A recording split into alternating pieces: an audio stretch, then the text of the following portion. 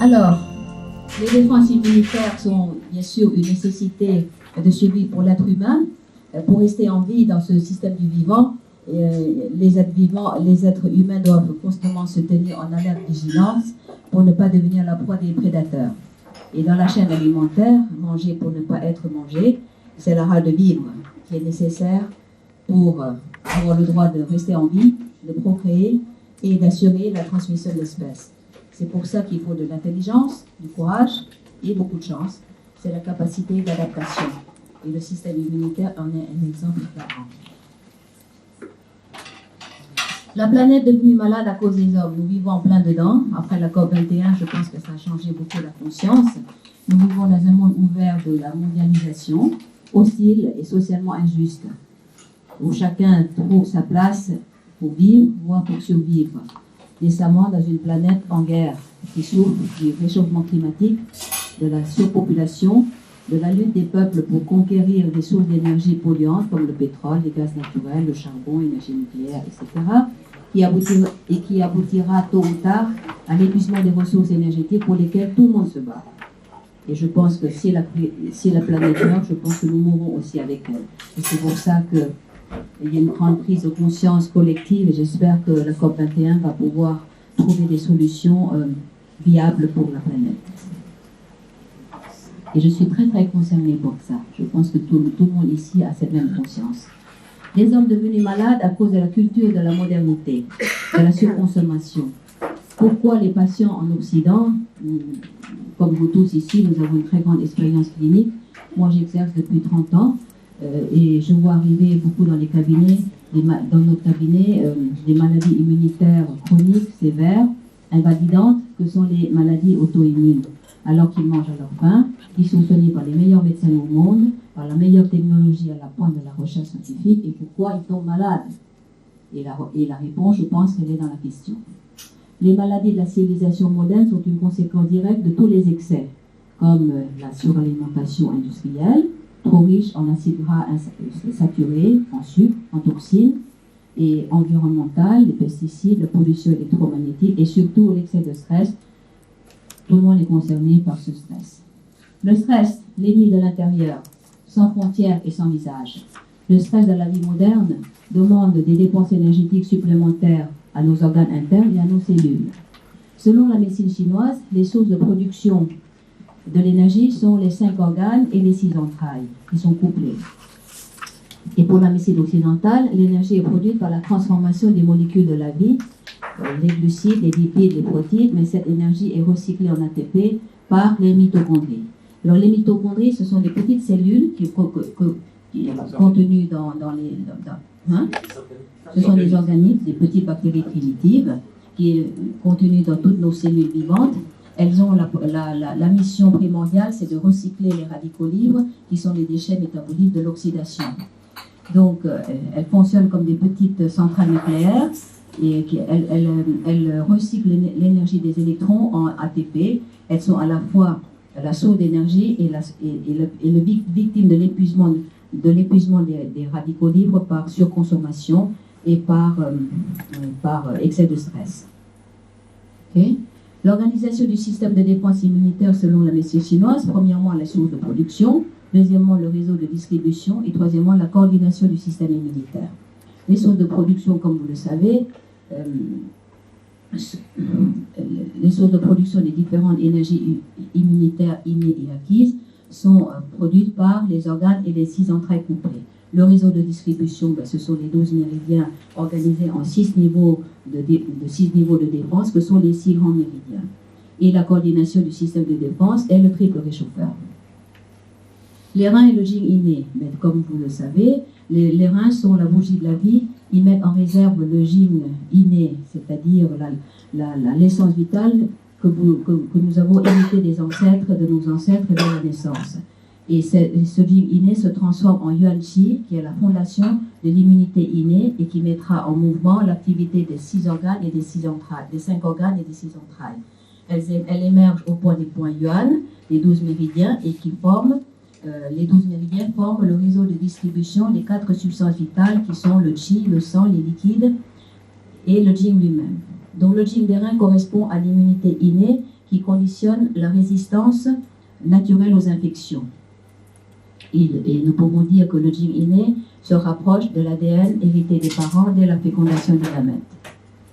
La rate et le gène acquis, c'est trois fonctions essentielles dans l'immunité. Donc, la première fonction, c'est la fonction Chi-Hua, c'est la transformation qui correspond en médecine occidentale à la digestion enzymatique, parce que la rate transforme les aliments en nutriments et sans nutritifs. La fonction Yun-Hua, c'est le transport, ça correspond à l'absorption intestinale en médecine occidentale. La production du sang et des liquides nutritifs et de l'énergie nourricière, Yin-Chi, qui soutiendra l'énergie défensive gérée par le poumon. Je ne vous apprends rien parce que vous êtes des praticiens de haut niveau, ça ce sont que des rappels. Donc le gène inné des reins, on peut dire que c'est l'immunité innée. Le gène acquis de la rate, c'est l'immunité acquise. Le gène acquis de la rate correspond donc, le gène acquis de la rate va renforcer le gène inné des reins. Et les deux essences vitales seront mises en réserve dans les reins. Et l'efficacité acquise de la rate dépendra aussi d'une bonne mastication qui conditionne une bonne digestion des aliments, ainsi qu'une élimination correcte des déchets par le couple des deux entrailles, estomac et gros intestin. Alors l'élimination des déchets est aussi importante que la digestion elle-même. Alors l'élimination des déchets se fait par les selles et les urines. Le rôle important, donc vous le savez tous, c'est le rôle des bactéries symbiotiques, la flore intestinale, par exemple le trifidus que distribue Motima, qui sont responsables de la transformation des déchets. Il y a deux types de transformation des déchets.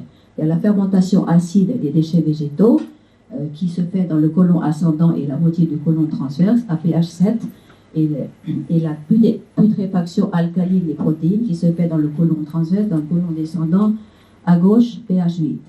Il y a donc une relation synergique et complémentaire entre la dégradation des déchets qui est un bidage yang et l'absorption intestinale des nutriments qui est des nutriments ou des essences nutritifs qui est une astringence yin.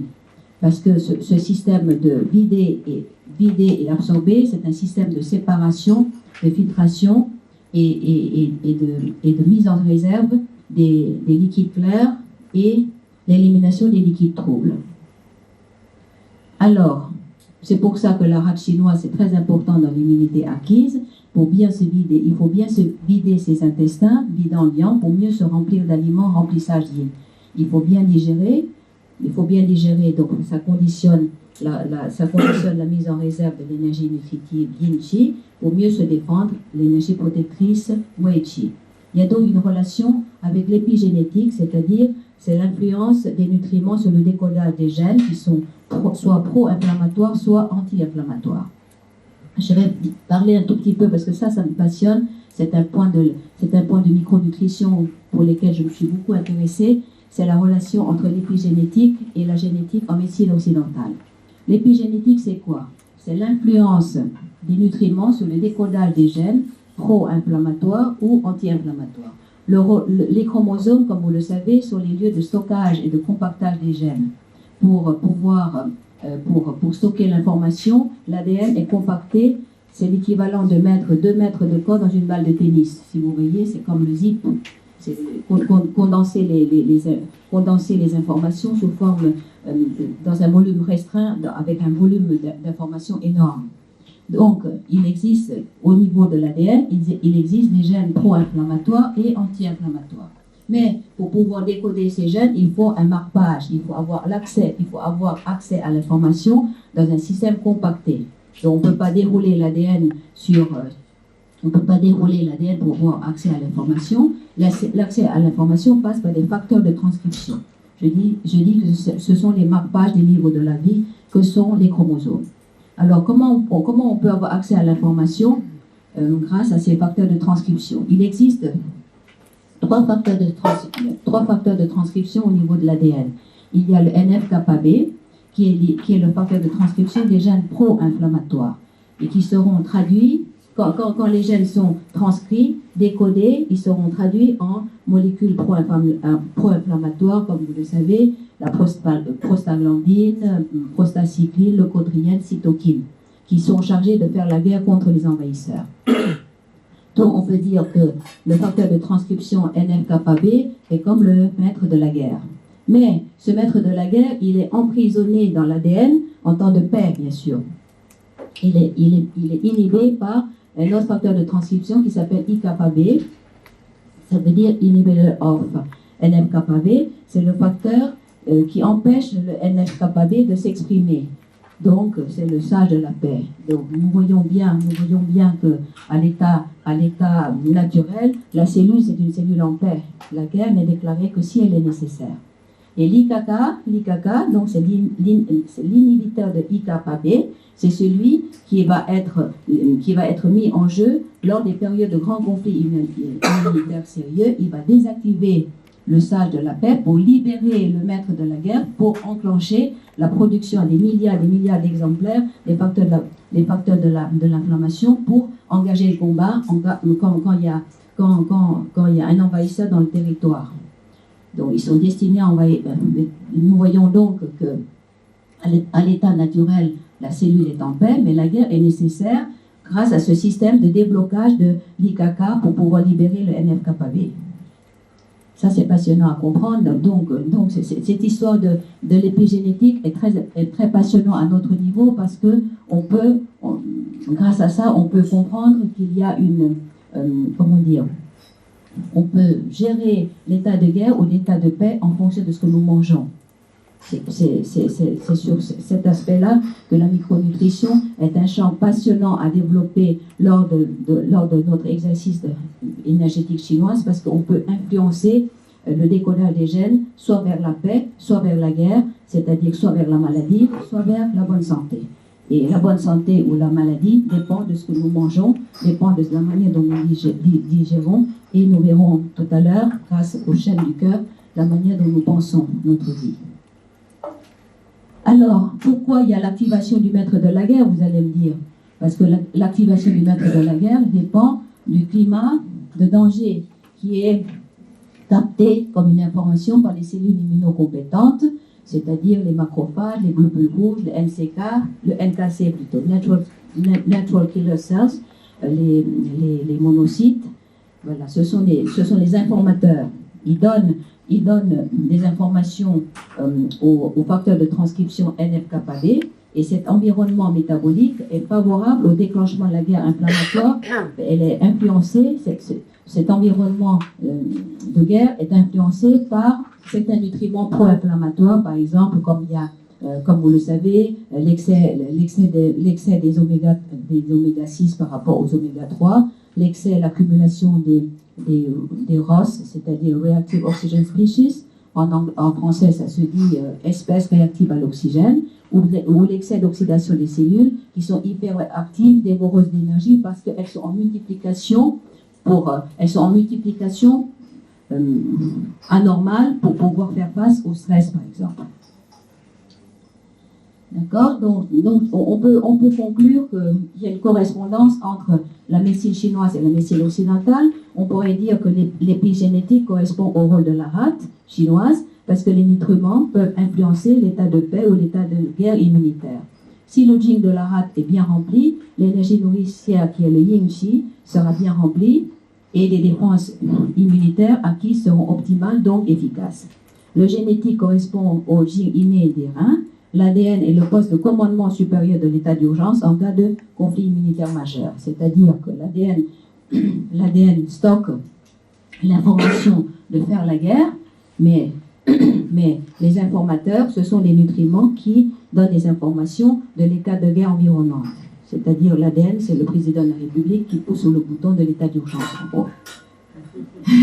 C'est ce que nous avons vu aujourd'hui, enfin, le 13 novembre. En fin de compte, la guerre, elle n'est déclenchée que si elle est nécessaire, c'est ça que ça veut dire. À l'état normal, la cellule, elle est en paix, elle n'a pas besoin de faire la guerre à tout, une guerre non justifiée. Donc l'ADN, c'est le grand cerveau de la cellule, quoi. C'est le président de la cellule. Il déclenche la guerre que si c'est nécessaire. Ok? Donc je vais insister particulièrement sur le rôle de la rate chinoise dans l'étanchéité de la muqueuse intestinale. Tout le monde parle de l'intestin perméable, et je pense que l'intestin perméable est une conséquence directe sur la manière dont nous vivons, sur notre mode de vie, sur notre manière de nous alimenter, sur notre manière de digérer.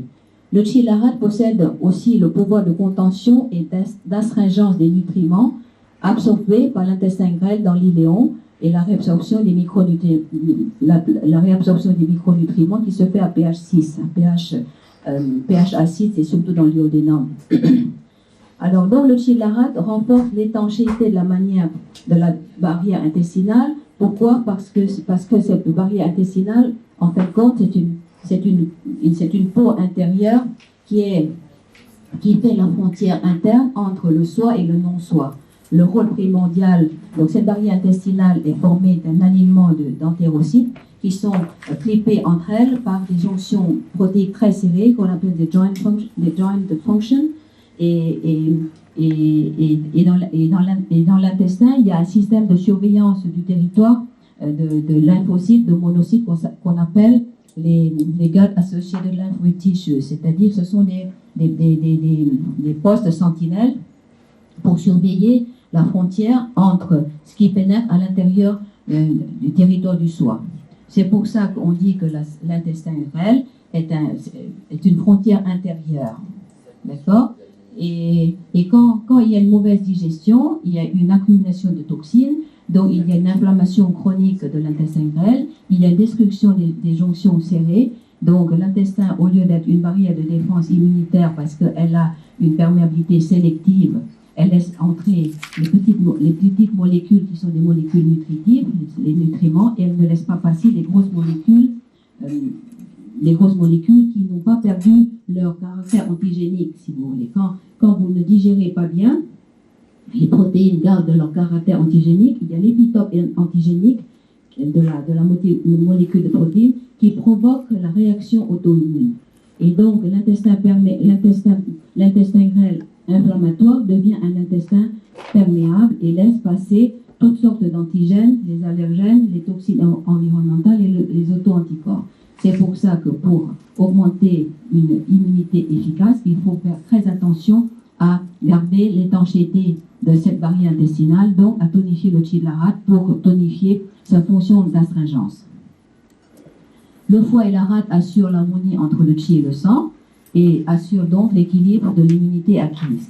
Le foie mobilise et coordonne la circulation du qi de tous les organes pour drainer le sang, le qi et les toxines. C'est donc la fonction shu-xie du foie, qui veut dire en chinois, je ne suis pas très forte dans les idéogrammes, mais je comprends le sens, ça veut dire le sang de drainage et de dispersion du qi, et ça correspond à la fonction de détoxification enzymatique en médecine occidentale. Vous savez que dans le foie c'est un peu l'usine de détoxification. Dans le foie, il existe des enzymes de glycuroconjugaison qui transforment les toxines liposolubles en toxines hydrosolubles afin qu'elles puissent être éliminées dans les selles et dans les urines. Donc cette fonction de glycuroconjugaison, c'est une fonction enzymatique collée directement par les gènes. C'est pour ça que dans des familles, il y a des familles où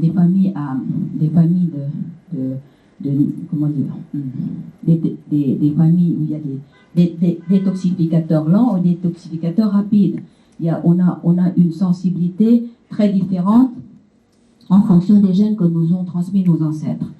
Okay? Donc, dans le foie, il y a des réactions de glycuroconjugaison.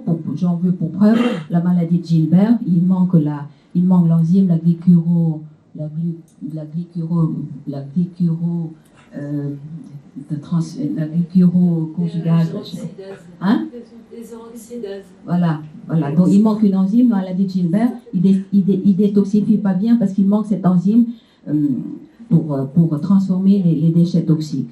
Les déchets toxiques liposolubles en hydrosolubles. Et en plus de ça, il y a aussi dans le foie ces réactions de méthylation très importantes dans la gestion du cancer du sein. La méthylation quand la méthylation est insuffisante, les estrogènes ne sont pas détoxifiés et gardent donc toute leur pathogénicité dans les cancers. Et le foie, en plus de ça, il mobilise le sang à l'intérieur des vaisseaux, donc il a une action antithrombotique. Par contre, la rate, qui est l'élémentaire, il y a une relation entre le bois et la terre en médecine chinoise, entre le foie et la rate. La rate, elle correspond à la terre, et la rate, elle produit le qi et le sang à partir des essences nutritives. Et en plus de ça, elle a une action de contention du sang dans les vaisseaux, c'est-à-dire une action anti-hémorragique. Et vous savez bien qu'en pratique clinique, toutes les femmes en période prémenstruelle en bite de rate, elles gonflent, elles produisent de l'humidité et elles font des bleus facilement, des pétéchis et des ecchymoses. Parce qu'il y a une perte de cette fonction anti-hémorragique. Le foie et la rate ont donc une relation de détoxification énergétique, enzymatique, et il y a donc une relation entre la détoxification énergétique, enzymatique et la digestion.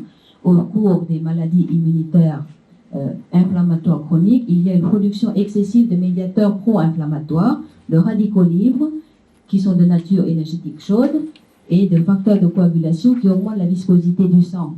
Ainsi, l'inflammation chronique peut augmenter énergétiquement le risque de stase de sang, donc de thrombose vasculaire, dans tous les états inflammatoires, c'est-à-dire de phlébite et de embolie pulmonaire. Ça, vous avez, je pense que vous rencontrez pas très souvent, mais c'est un facteur dont il faut tenir compte dans les états inflammatoires chroniques. Le poumon et la rate, c'est la relation entre le Wei Qi et le Yin Qi. Le Wei Qi, c'est la défense, le Yin Qi, c'est la nutrition. Donc, nous savons que le poumon gère le Wei Qi, qui est l'énergie défensive. Le poumon, l'énergie du poumon circule en surface dans l'espace qu'on appelle les Tsuli, l'espace entre la peau et les muscles. Le Wei Qi gère également la capacité de transpirer et donc la thermorégulation. Et la rate gère le Yin Qi, c'est-à-dire le Qi nourricier qui circule en profondeur dans les méridiens et dans les vaisseaux. C'est pour ça que tout système de défense a besoin d'une nutrition efficace. Ça veut dire quoi? Ça veut dire tonifier la rate, c'est-à-dire la mère du poumon dans le cycle des 5 éléments, pour optimiser la fonction de défensive du poumon qui est le fils. Ça revient à tonifier la nutrition pour renforcer la défense. En un mot, bien se nourrir pour mieux se protéger. Et inversement, on voit beaucoup dans nos pratiques, inversement, pour traiter les déficiences immunitaires du poumon, il faut commencer par soutenir, par réguler le système de transformation, digestion des aliments et le système de transport des nutriments, évidemment. Par exemple, on en voit souvent, on rencontre souvent des maladies pulmonaires comme les bronchites, les sinusites et les rhinites à répétition, récidivante, chez les personnes qui ne digèrent pas le gluten, par exemple. Donc, pour guérir le poumon, il faut passer par l'intestin et la digestion. Le poumon et les reins, c'est une relation très importante dans la respiration énergétique chinoise parce que cette relation fait aussi circuler les liquides nutritifs entre le réchauffeur supérieur et le réchauffeur inférieur. C'est une action conjuguée entre le rein et le poumon permettra de coordonner la descente des liquides troubles et la montée des liquides clairs. Encore une fois, c'est un système yin-yang qui permet de séparer le clair du trouble afin de pouvoir garder ce qui est vital pour la vie et d'éliminer ce qui est toxique pour la vie. Et tout ça est favorisé, évidemment, par le Yuan Qi, c'est-à-dire l'énergie originelle venant des reins. Le système poumon et rein permet donc la filtration, le triage et la séparation entre les liquides nutritifs purs bénéfiques à la vie et l'élimination des liquides troubles néfastes à la vie. Le poumon et le rein le poumon est une action très importante parce que le poumon dégage la circulation du qi et des liquides dans le triple réchauffeur grâce à son action descendante. Il permet de maintenir la voie du triple réchauffeur dégagée ouverte. Et je dis que le triple réchauffeur, salut, c'est Dragan. Tu peux te mettre là, Dragan, à côté de Marcella, là, il y a une place pour toi. C'est mon ami Dragan. Donc, d'accord, donc le poumon, en faisant descendre le qi, va maintenir, dégager cette autoroute de l'énergie immunitaire qui est le triple réchauffeur, ce qui va favoriser la circulation sans entrave du yuan qi. Je dis souvent aux mes élèves de Bobigny que le yuan qi, c'est le chasse-neige qui dégage l'autoroute de la vie. Ce qui va favoriser la circulation des liquides clairs, des essences nutritifs, du jing, du sang, etc. Tout passe par cette autoroute. Quand l'autoroute est dégagée, tout circule et tout se transforme. Le poumon et les reins régulent ensemble le stock des liquides physiologiques grâce à la coordination correcte entre les 3 voies de sortie des liquides troubles par du corps, c'est-à-dire la sueur, les urines et les selles. En médecine occidentale, voilà. je me suis toujours posé la question, quel est le pont possible en médecine occidentale, médecine chinoise? C'est ça ma passion. Je pense que si on arrivait à expliquer un peu la médecine chinoise avec des concepts occidentaux, elle serait peut-être mieux connue, mieux reconnue et mieux transmise. Et je crois qu'il y a un grand chemin à faire en France, et puis vous êtes peut-être les pionniers de ça un jour. Hein, d'accord? Donc, en médecine occidentale, moi j'ai bien réfléchi au système de la respiration énergétique et du système de l'inflammation chronique. Une inflammation chronique, c'est quoi? C'est beaucoup d'accumulation d'acidose tissulaire. Donc, s'il y a une inflammation, il y a une accumulation de toxines et le corps se met en acidose. Et pour réguler l'équilibre acido-basique du corps humain en médecine occidentale, il y a deux voies d'élimination possibles. L'élimination par le poumon des acides faibles sous forme d'anhydrase carbonique qui se transforme en gaz carbonique. Mais c'est aussi une conséquence des effets secondaires des médicaments chimiques que sont les antalgiques. Les antalgiques, je pense que les antalgiques et les anti-inflammatoires non stéroïdiens sont très néfastes pour la fonction rénale. Et les immunosuppresseurs, évidemment, les immunosuppresseurs, c'est une conséquence aussi. Beaucoup, en médecine chinoise, les immunosuppresseurs laissent beaucoup les deux gènes, l'essence vitale du rein et la rate. Donc les défenses immunitaires ne concernent pas seulement l'énergie des 5 organes internes et la nutrition des cellules immunocompétentes, mais elles demandent aussi une certaine forme d'endurance et de résilience psychologique qui est conditionnée par la force de l'esprit, le winning spirit. Alors c'est pour ça que dans les maladies auto-immunes, c'est très important d'apaiser les émotions toxiques, donc couper des liens karmiques. Pour moi, c'est ça, en tant que bouddhiste, j'ai beaucoup compris ça dans ma vie personnelle. Pour pouvoir guérir, il faut couper les ponts. Pas tous les ponts. Il faut garder les bons, couper les mauvais. Mais c'est une manière aussi de retrouver la vraie identité de soi. Tant qu'on ne coupe pas, on ne peut pas guérir. Et je pense que la maladie est un déclencheur de changement de conscience très profond. Il faut tomber malade il faut avoir atteint le fond de la piscine pour pouvoir remonter. Parce que si on ne coupe pas, on ne peut pas acquérir un niveau de conscience supérieur qui fait la vérité de son soi. Et la maladie a quelque chose de bon là-dedans. Et parce que je pense que la maladie a le sens de la guérison spirituelle. Enfin, ça c'est autre chose. D'accord? Donc apaiser les émotions toxiques, ça revient donc.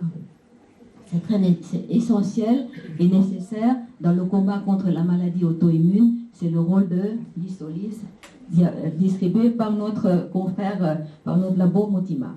Et le courage, j'adore Nelson Mandela, c'est mon héros. Le courage n'est pas l'absence de peur, mais la capacité de la vaincre. Si tout le monde était comme Nelson Mandela, je crois que personne ne se tomberait malade. Comment? Oui, cœur, courage, voilà. Et Nelson Mandela disait, il a la force du cœur, c'est pour ça qu'il a survécu dans la prison de Rhode Island, je crois. Il avait le courage de l'amour. Je pense que c'est ça qui l'a aidé à survivre. C'est un homme que j'admire beaucoup. Le courage n'est pas l'absence de peur, mais la capacité de la vaincre. On ne rencontre pas un homme comme ça une fois dans une vie, quoi. Donc, le triple réchauffeur,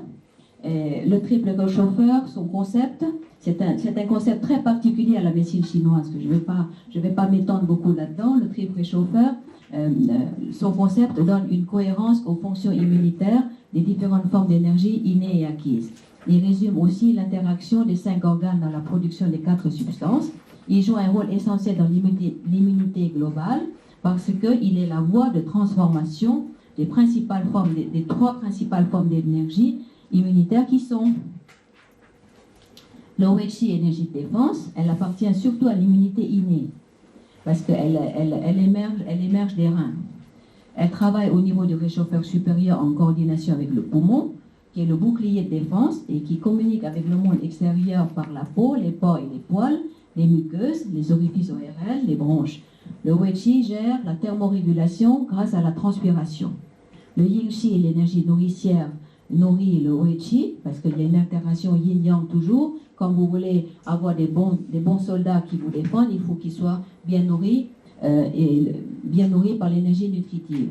Donc il y a une relation yang, c'est le Uechi, yin, c'est le Yingshi. Il faut être bien nourri pour pouvoir se défendre. Donc le Yingshi appartient à l'immunité acquise car elle travaille au niveau du réchauffeur moyen en coordination avec la rate estomac pour produire le sang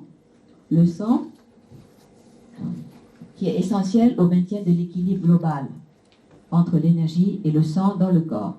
Le Yuan-Shi, c'est l'énergie originelle, c'est le chasse-neige du triple réchauffeur, parce qu'il maintient dégagé le triple réchauffeur pour que toutes les 4 substances circulent sans entrave. Et quand elles circulent, elles se transforment. Donc l'énergie originelle, elle est à la fois yin et yang, elle est primordiale parce qu'elle est l'ancêtre de toutes les autres énergies immunitaires. Dans mon livre, il y a plein de schémas sur l'interaction entre toutes les formes d'énergie immunité, toutes les formes d'énergie immunitaire innées et acquises. Voilà, un beau petit schéma, voilà. Il y a une relation entre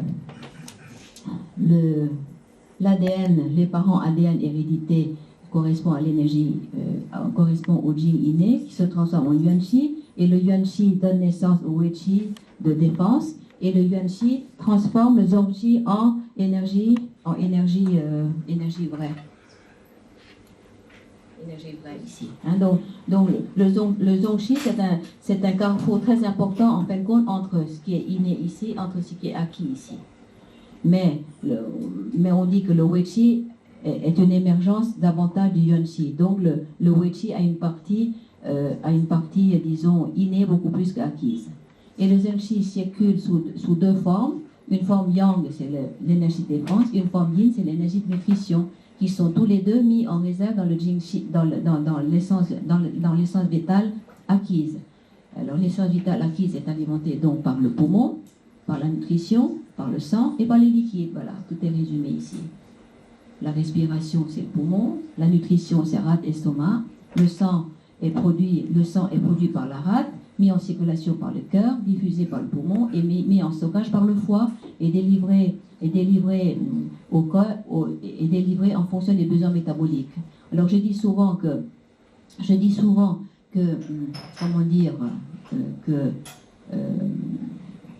le Jing acquis, c'est la caisse d'épargne. Elle met en réserve toutes les essences nutritives et par rapport au sang. Elle met en réserve le sang. D'accord ? Le foie, c'est le distributeur du billet. Vous pouvez avoir besoin, lors d'un effort physique plus important, vous avez besoin de plus de sang, le foie, vous le délivrez. Vous le délivrez. Tandis que le Jing inné est en relation aussi avec le Jing acquis. Le Jing acquis est mis en réserve dans le Jing inné. Le Jing inné, lui, c'est la Banque de France. Il conserve tout, il met tout en réserve, le sang, le qi, les substances nutritives et les liquides. Et le cœur, c'est celui qui met en circulation le sang. Le poumon, c'est celui qui distribue les liquides pour pouvoir faire le sang. Et la rate, c'est celle qui produit. Et les liquides circulent dans le triple réchauffeur en même temps que le Yuan-Shi. Mais la fonction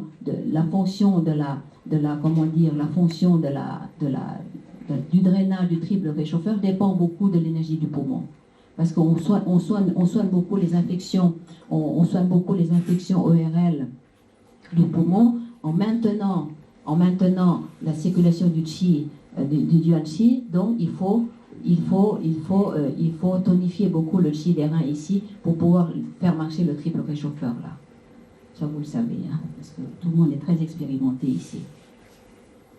Voilà, donc pour organiser une défense immunitaire efficace, le corps a besoin de quoi ? Une barrière anatomique saine, c'est-à-dire la peau, les muqueuses, les muscles, les tendons, les os, les tissus sous-cutanés. Une réserve d'essence vitale remplie d'énergie, de sang et de nutriments, c'est le rôle du Jing inné des reins et du Jing acquis de la rate. Et surtout une source inépuisable de production et de renouvellement des moyens de défense. C'est le rôle des 5 organes et des 6 entrailles. Et le qi est primordial puisqu'il assure la production des 4 substances qui sont le qi lui-même, le sang, les liquides et le Jing acquis. Et surtout une autoroute dégagée pour dégagé et bien drainé pour transporter les troupes impliquées dans le conflit immunitaire, dans le combat immunitaire, vers le lieu d'invasion. Donc, ces autoroutes, ce sont les 12 méridiens principaux et leurs ramifications, les vaisseaux sanguins et bien sûr l'autoroute de la vie, le triple réchauffeur.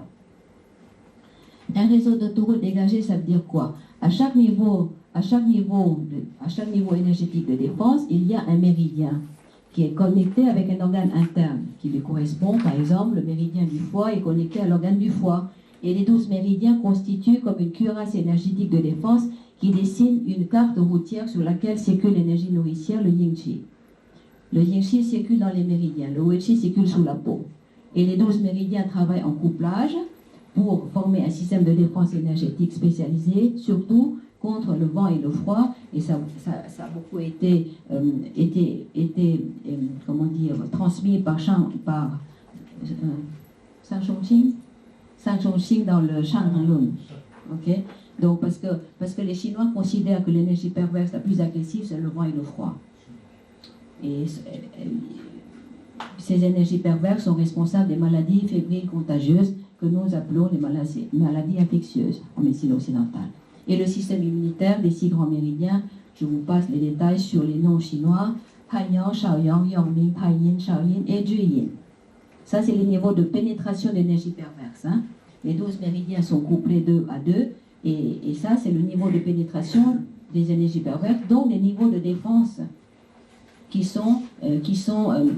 ont des niveaux d'énergie différents. Plus le niveau de défense est superficiel, plus il est yang. Et plus il pénètre, plus il devient froid. Parce que le niveau de défense diminue, le niveau de défense s'épuise en s'enfonçant en profondeur. Donc c'est pour ça que c'est important, nous avec nos petites aiguilles, d'expulser l'énergie perverse à la phase initiale de l'infection pour empêcher le vent et le froid de pénétrer en profondeur. Parce que plus il pénètre en profondeur, plus l'énergie perverse devient fort, et plus l'énergie de défense devient froide. Et les champs d'expulsion du pervers diminuent en fonction de la chronicité et en fonction de la profondeur de l'invasion de l'énergie perverse. Le système énergétique immunitaire est donc une guerre défensive qui est nécessaire et qui est vitale, car elle est destinée à protéger notre intégrité territoriale contre l'invasion par les Xielchi, qui sont énergies perverses climatiques, que la médecine occidentale appelle les microbes, les parasites ou les toxines environnementales. La guerre défensive de l'inflammation aiguë est une réponse immunologique saine et nécessaire. C'est une réaction inflammatoire physiologique. Elle est ciblée, elle est adaptée à l'ennemi, elle doit être de courte durée pour ne pas être néfaste. L'inflammation aiguë, c'est faire la paix pour préparer c'est faire la guerre pour préparer la paix. Comme dit César, si vis pacem parabellum, c'est ça, on est là-dedans. On est dans les défenses immunitaires. Et la réponse inflammatoire physiologique, selon la médecine occidentale, se fait en 4 étapes. La phase d'initiation, la migration des plaquettes vers le site du conflit, le foie qui sécrète le fibrinogène, l'aptoglobine, pour combattre les brèches hémorragiques, les substances vasodilatatrices qui augmentent le flux sanguin pour ouvrir la voie aux cellules immunocompétentes. Donc, il faut que le sang circule plus rapidement pour amener les pompiers, le GIGN, peu importe, la police, la gendarmerie, vers le site du conflit. D'accord ? Et les cellules compétentes affluent au site du conflit. Ce sont les globules blancs, les macrophages, les cellules dendritiques et les NKC, Natural Killer Cells. Ils sont tous ces cellules-là sont tous issues des globules blancs, hein, donc issues du macrophage. Hein. Les cellules dendritiques, c'est une forme de macrophage. Les cellules Natural Killer Cells, ce sont des petits cousins des macrophages. D'accord ? Et la phase de recrutement, les cellules immunocompétentes vont se multiplier et se déplacer à grande vitesse pour chasser l'ennemi. Alors, la phase d'amplification de la réaction immunitaire, c'est les cellules immunocompétentes vont sécréter justement des substances inflammatoires destinées à tuer l'ennemi. Ce sont les cytokines, les prostaglandines, le cotrien destinés à anéantir les envahisseurs et à circonscrire le site du conflit, c'est-à-dire le périmètre de sécurité. périmètre de sécurité, c'est-à-dire on empêche les terroristes de s'échapper. Et la phase de résolution du conflit, comme dans toutes les guerres, il y a des victimes dans les deux camps, aussi bien chez les défenseurs que chez les agresseurs. Il faut donc nettoyer le champ de bataille, ramasser les morts, soigner les blessés. Et ramasser les morts, c'est le rôle des macrophages qui sont aussi des nécrophages. Ils mangent tout. C'est le char d'assaut, le macrophage. Ils mangent tout. Ils mangent les ennemis comme ils mangent les cellules mortes. Donc ils nettoient le terrain et en plus de ça, il faut reconstruire les tissus endommagés grâce à la production des fibres de collagène pour reconstruire les tissus, grâce à des fibres, reconstruire des fibres musculaires, reconstruire de nouvelles routes d'approvisionnement de l'énergie qui sont les néovaisseaux, grâce aux facteurs de croissance épithéliale des vaisseaux. Et ça, c'est très utilisé dans le cancéro, je crois. Les cancérologues, la recherche a trouvé des facteurs anti-VGEF, Vessel Epithelial Growth Factor, pour affamer la cellule cancéreuse. Ça fait partie de la recherche clinique, ça. OK? Alors, l'inflammation chronique à bas bruit, par contre, est le terrain favorable à l'éclosion des maladies de la civilisation moderne, comme les maladies auto-immunes. Quand une inflammation est aiguë, c'est une réaction physiologique saine face à l'envahisseur. Mais si l'inflammation devient chronique et qu'elle perdure à bas bruit, elle est le terreau favorable à l'émergence des maladies de civilisation moderne, comme les maladies auto-immunes. L'inflammation chronique est une guerre d'usure, c'est une inflammation pathologique, parce qu'elle est inadaptée, parce qu'elle est chronique, parce qu'elle est généralisée et globalement destructrice, et l'intensité et la chronicité conditionnent l'étendue et l'importance des lésions tissulaires. Par exemple, pour l'arthrite rhumatoïde, destruction de la synoviale. Par exemple, thyroïdite Hashimoto, destruction des cellules thyroïdiennes. L'inflammation chronique est donc la zone de déséquilibre fonctionnel entre l'état de santé immunitaire optimal et la lésion qui fait la maladie auto-immune. Exemple, thyroïdite, hypothyroïdite auto-immune. Donc, pas plus tard que cette semaine, j'ai rencontré, il y a une patiente qui est venue consulter, elle a 55 ans, elle est ménopausée depuis l'âge de 51 ans, c'est un cas très classique en médecine chinoise, ça. Mais par contre, elle a des anticorps. Elle a une migraine temporale, elle a douleur de l'hypocondre droit, elle est très fatiguée, elle a des rhinites récurrentes, elle a une sensation de croûte douloureuse et sèche dans le nez, elle ne digère pas, elle a une bouche amère et pâteuse, elle perd l'appétit, et les vomissements soulagent la migraine, alternance de sel mûr et de sel molle et sel dur, nature anxieuse, elle se réveille entre 3h et 4h du matin, elle est frileuse, le pouls est faible et fin, la langue est fine, rose, mais les bords sont rouges très vifs. Ça, c'est un syndrome de dysharmonie foirade globale chez les acupuncteurs. Mais le problème chez cette dame, c'est qu'elle a des anticorps très élevés, anticorps thyroglobulines très élevés, anticorps thyroperoxydase élevés, mais T3, T4 normal. Comment expliquer ça?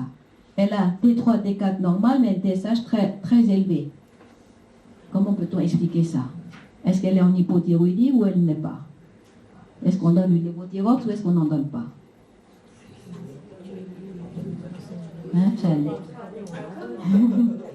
En dehors d'harmoniser le foie à la rate, en dehors de harmoniser le foie à la rate et expulser l'énergie perverse, qu'est-ce qu'on fait en pratique clinique ici, en médecine occidentale? Qu'est-ce qu'on fait là?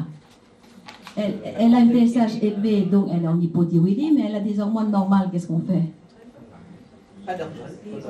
Pas d'hormones. On ne donne pas.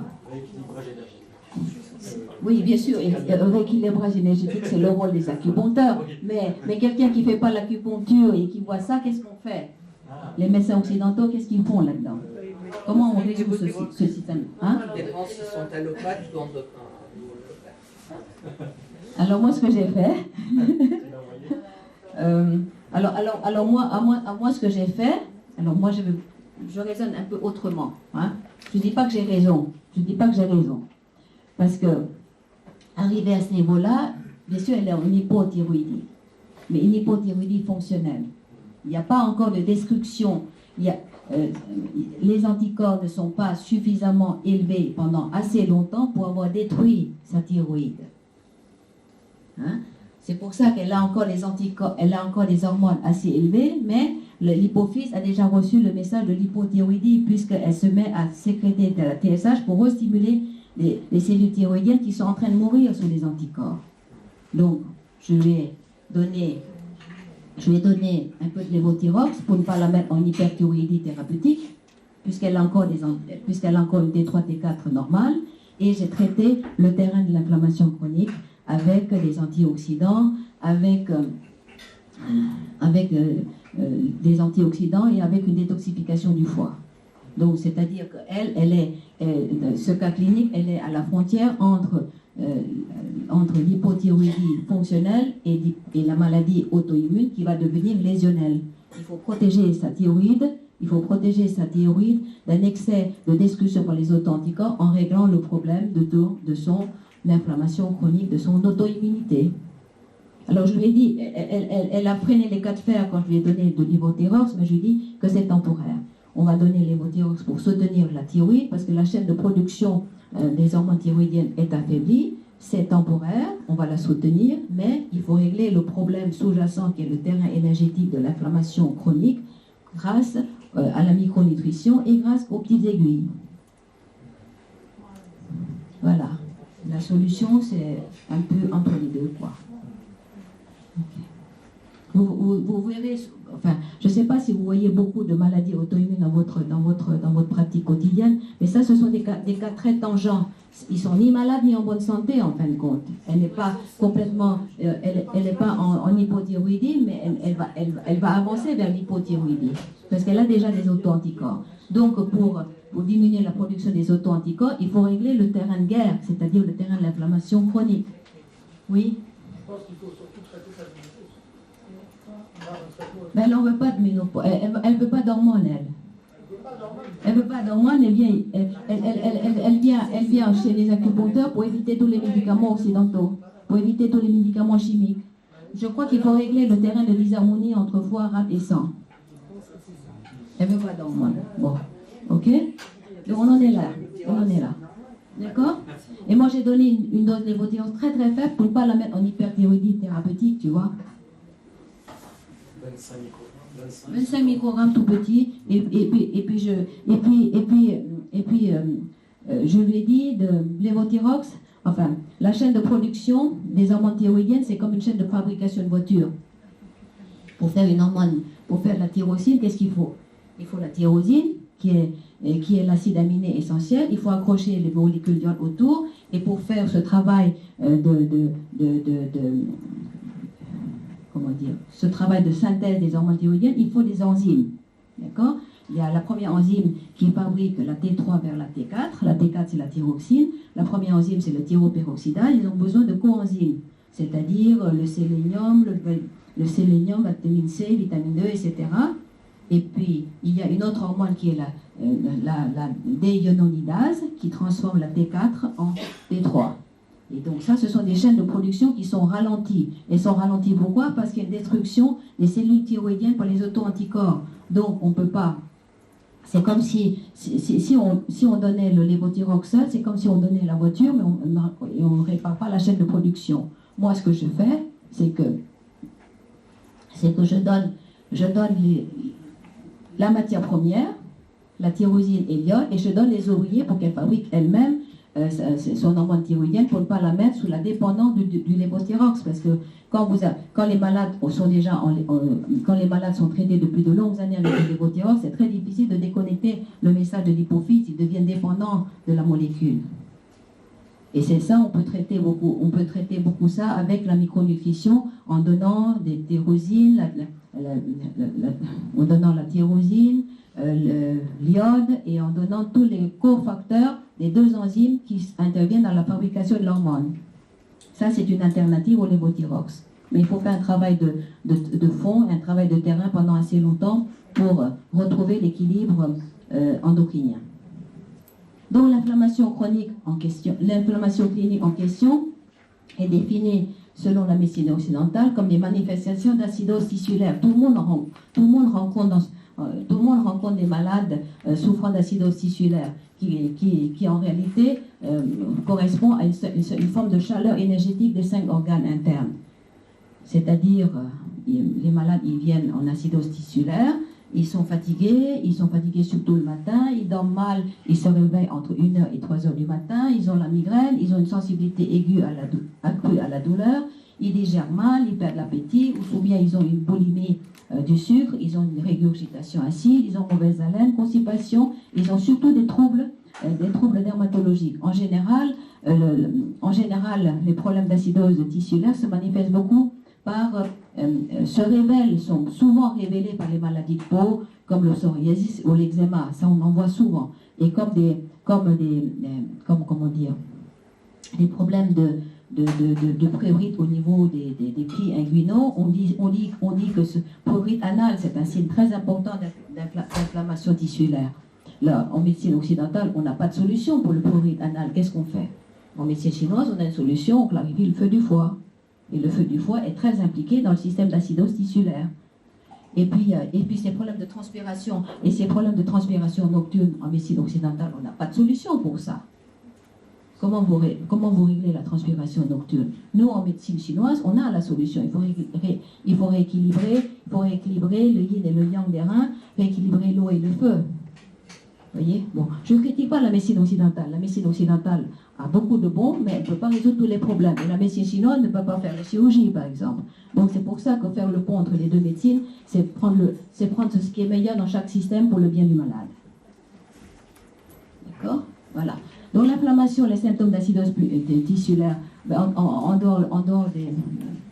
Il y a aussi des problèmes de muqueuse, des leucorrhées acides. On dit que les leucorrhées acides, c'est souvent le candidat albicans, mais on peut avoir des leucorrhées sans candidat.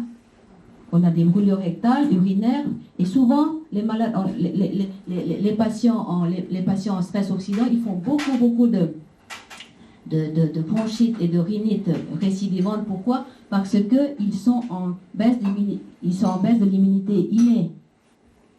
Et ils font beaucoup d'infections urinaires. On va arriver de plus en plus des patientes qui ont une infection urinaire sans colibacille, par exemple.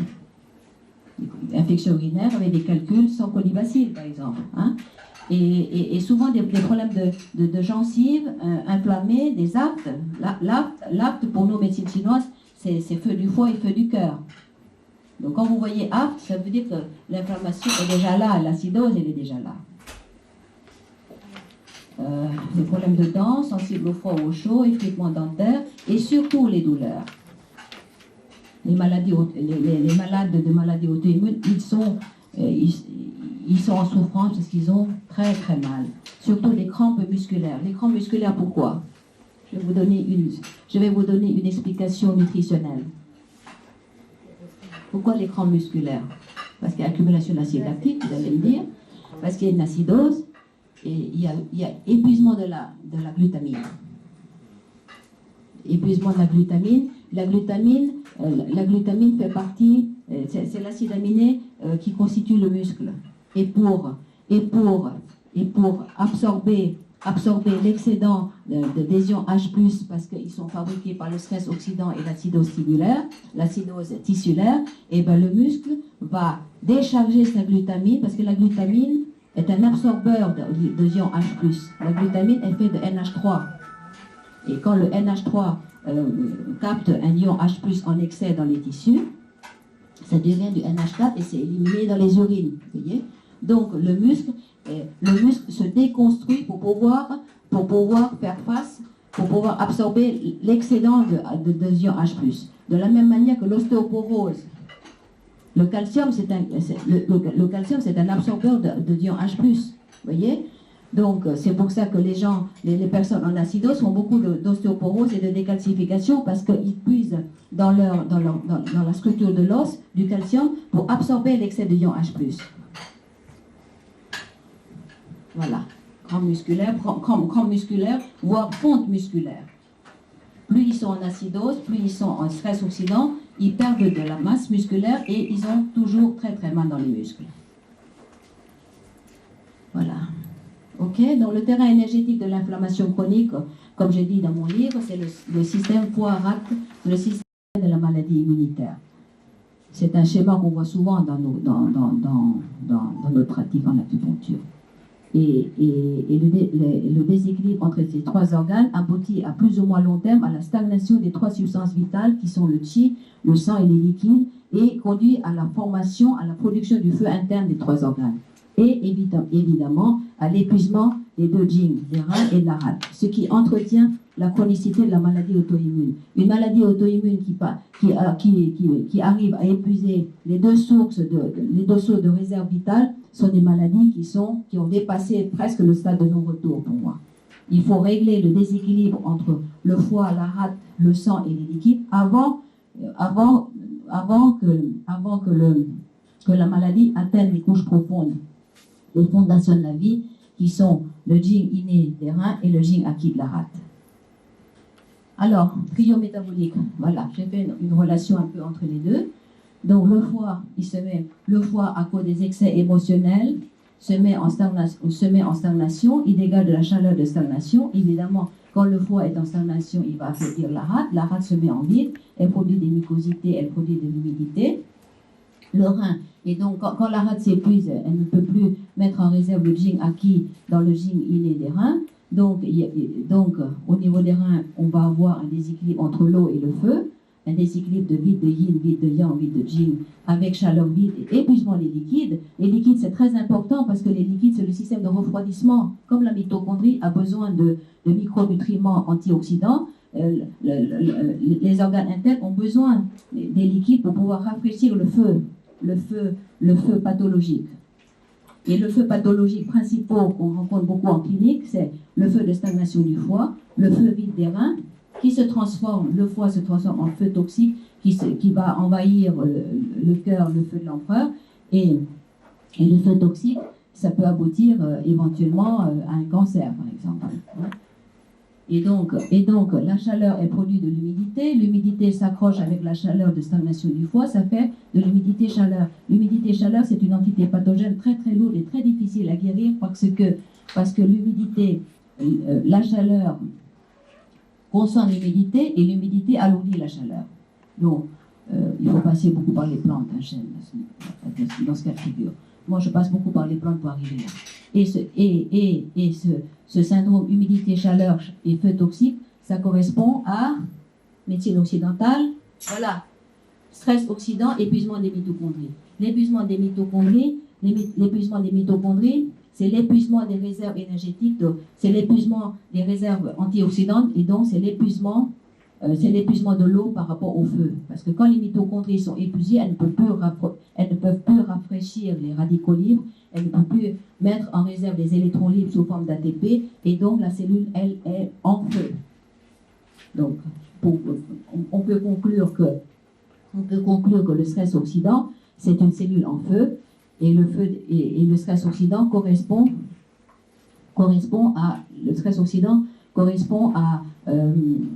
au feu énergétique des organes impliqués dans la maladie auto-immune, je répète, le trio diabolique, le rein, le foie et la rate.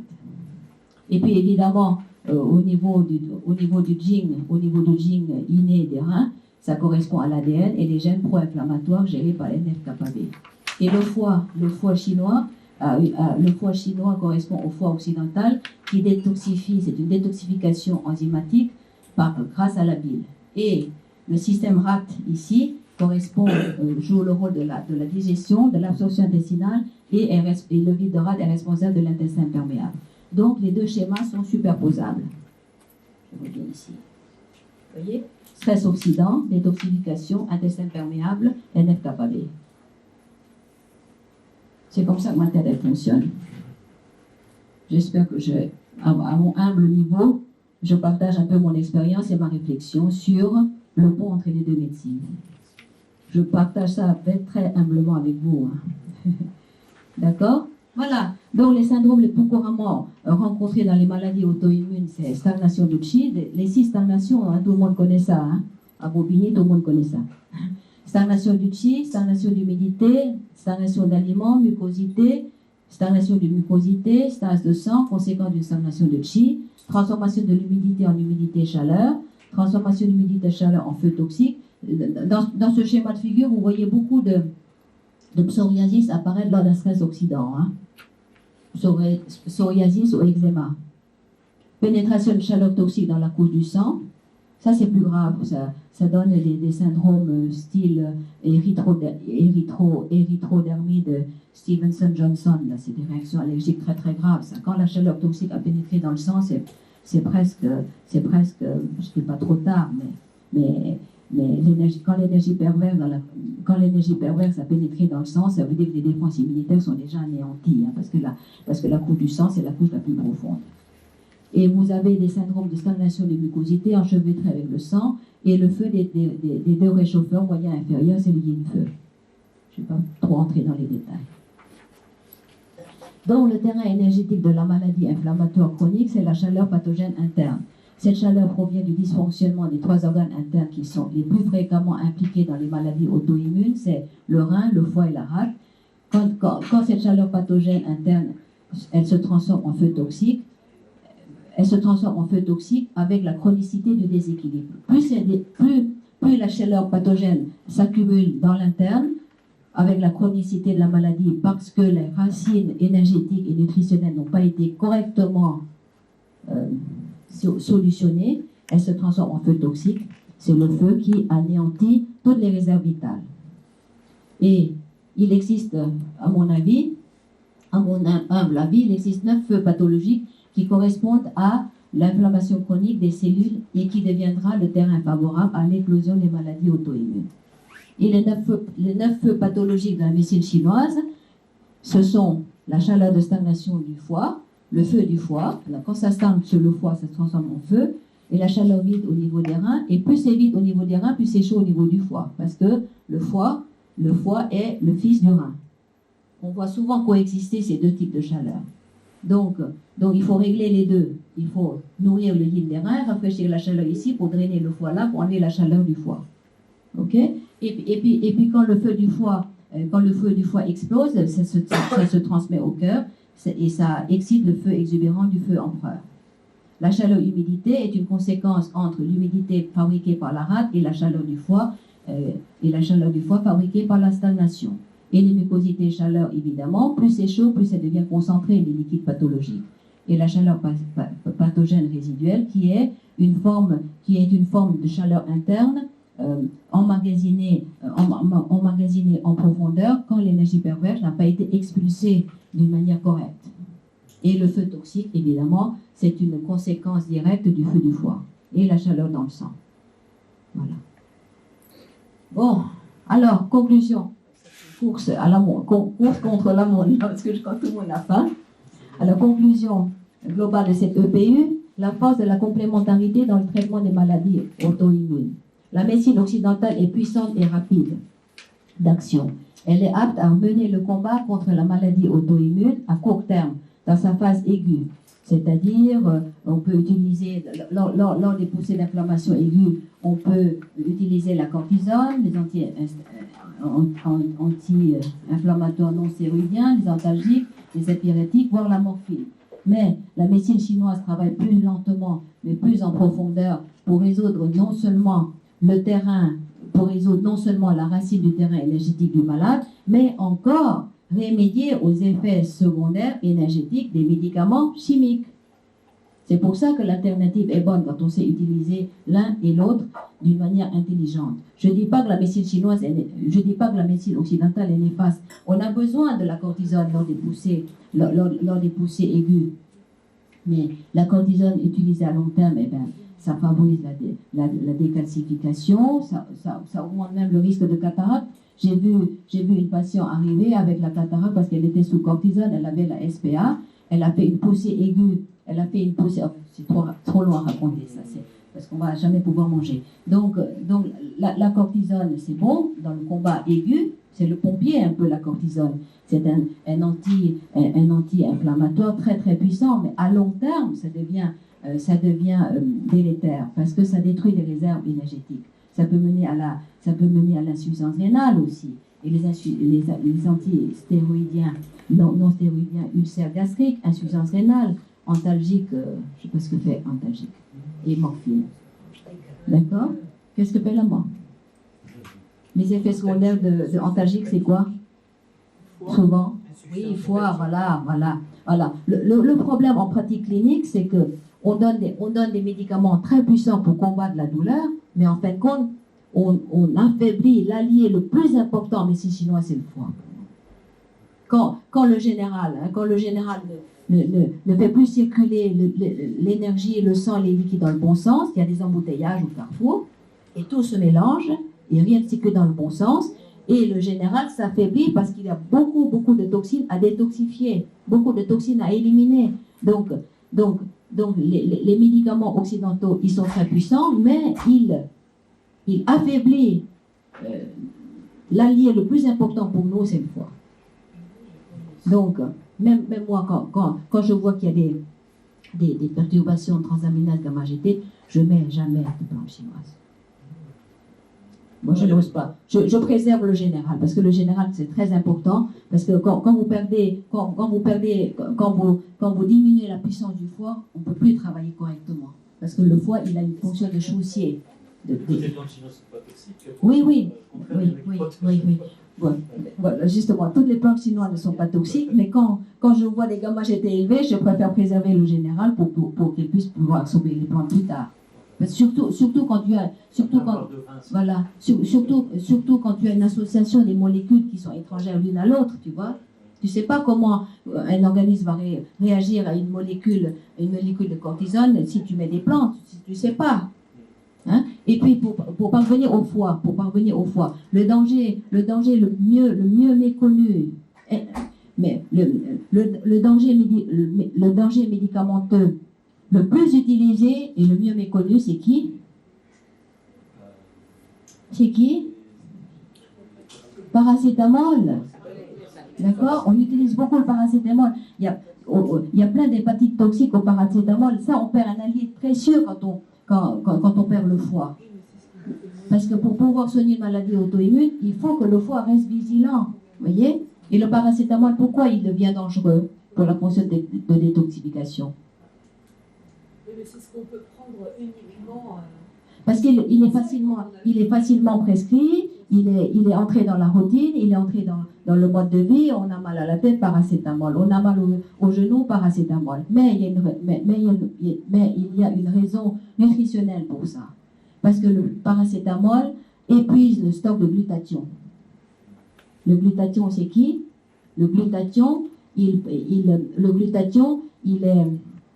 est le précurseur des enzymes antioxydantes très importantes qu'on appelle GPX, la glutathion peroxydase. Et la glutathion peroxydase sert à rafraîchir les radicaux libres avec comme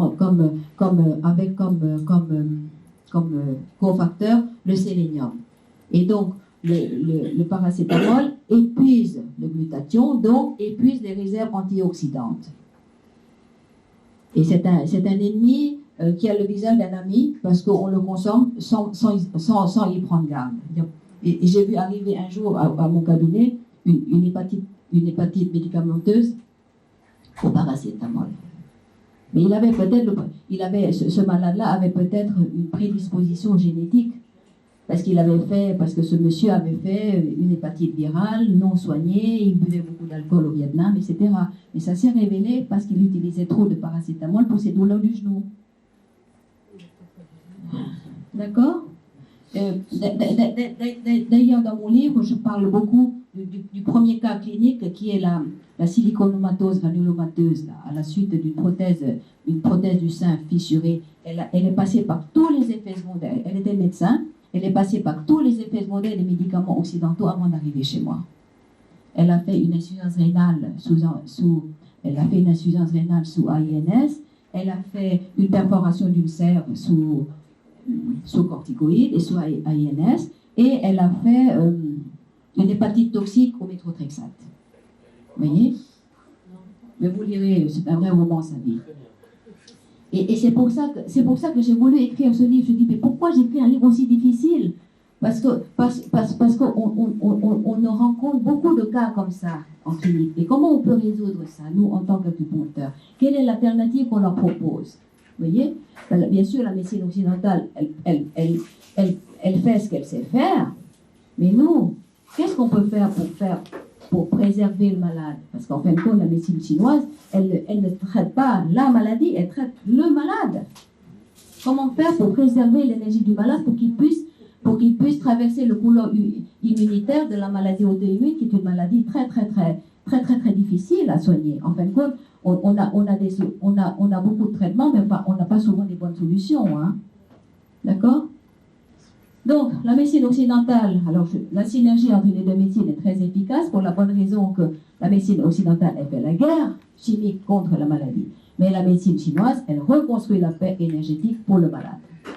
Ce qui constitue une alliance stratégique efficace à long terme, car l'association des deux médecines augmente les chances de gagner sur la maladie auto-immune, qui est une maladie longue et difficile, tant au niveau biologique, nutritionnel, émotionnel qu'énergétique.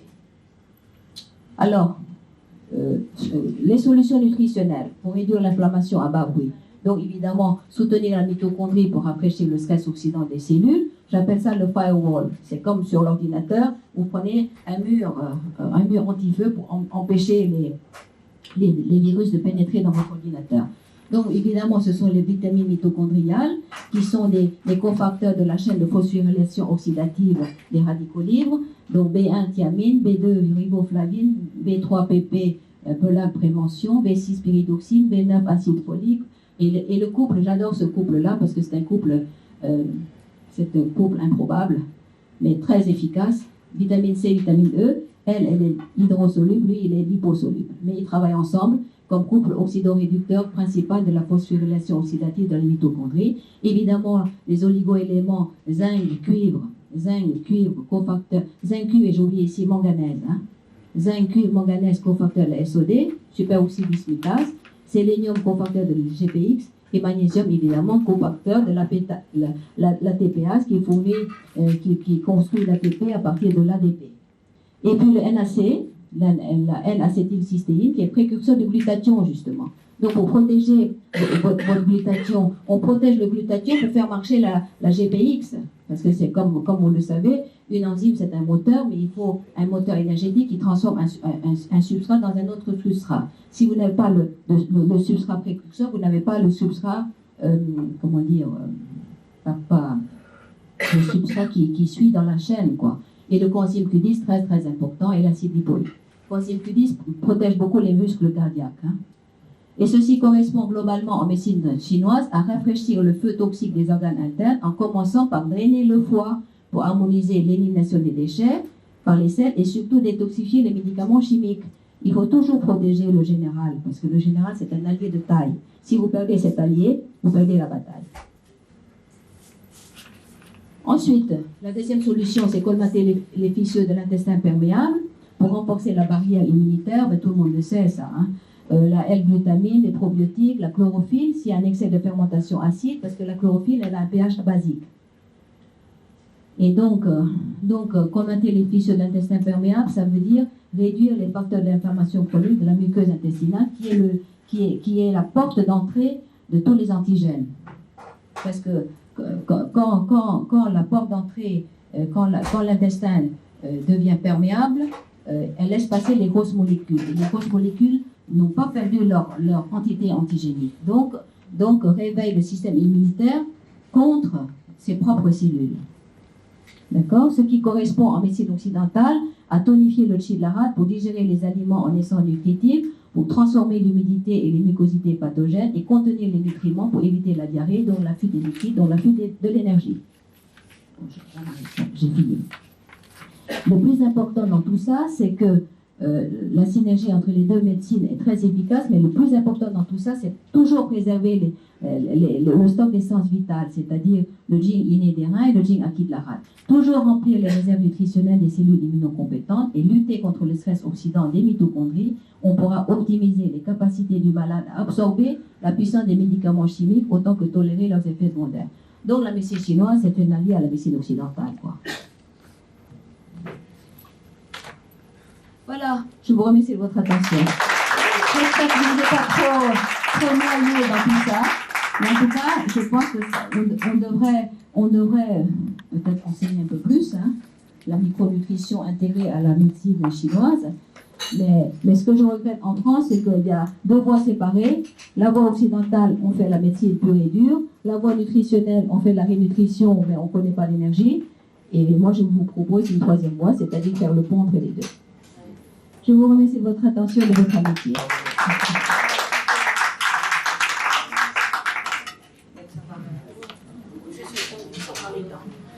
Et je vous invite à passer à table et puis peut-être échanger nos coordonnées si ça ne vous dérange pas. J'aimerais bien connaître un peu tout le monde. Voilà. Hein? Et puis...